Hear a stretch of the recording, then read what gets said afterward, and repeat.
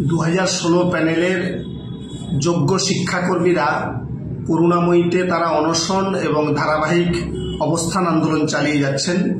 আমরা এই আন্দোলনের প্রতি সংহতি জানাচ্ছি এবং সমর্থন করছি। একই সঙ্গে আজকে যেভাবে মাননীয় মুখ্যমন্ত্রী তাদের এই আন্দোলনের চাপে পড়ে গ্রুপ সি কর্মচারীদের জন্য মাসিক 25,000 টাকা এবং গ্রুপ ডি কর্মচারীদের জন্য মাসিক 20,000 টাকা ভাতা ঘোষণা করেছেন, আমরা এর তীব্র নিন্দা করছি। আমরা মনে করি যে বাস্তবে এই সমস্ত শিক্ষাকর্মীদের চাকরি চলে যাওয়ার জন্য এই রাজ্য সরকার দায়ী।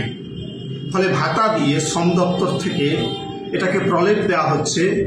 আজকে ভাতা না, এই সমস্ত শিক্ষাকর্মীদের যা বাস্তব বেতন, সেই পুরনো বেতন যা ছিল মাসিক, সেই বেতন দিতে হবে এবং তারা যাতে সব পদে এই যোগ্যরা বহাল থাকেন তার সমস্ত দায়িত্ব রাজ্য সরকারকে নিতে হবে।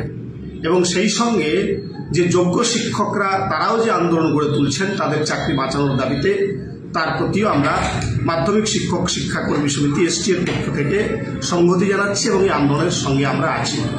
আমি বাসুদেব দাস, সহকারী সাধারণ সম্পাদক, মাধ্যমিক শিক্ষক ও শিক্ষাকর্মী সমিতি এসটি।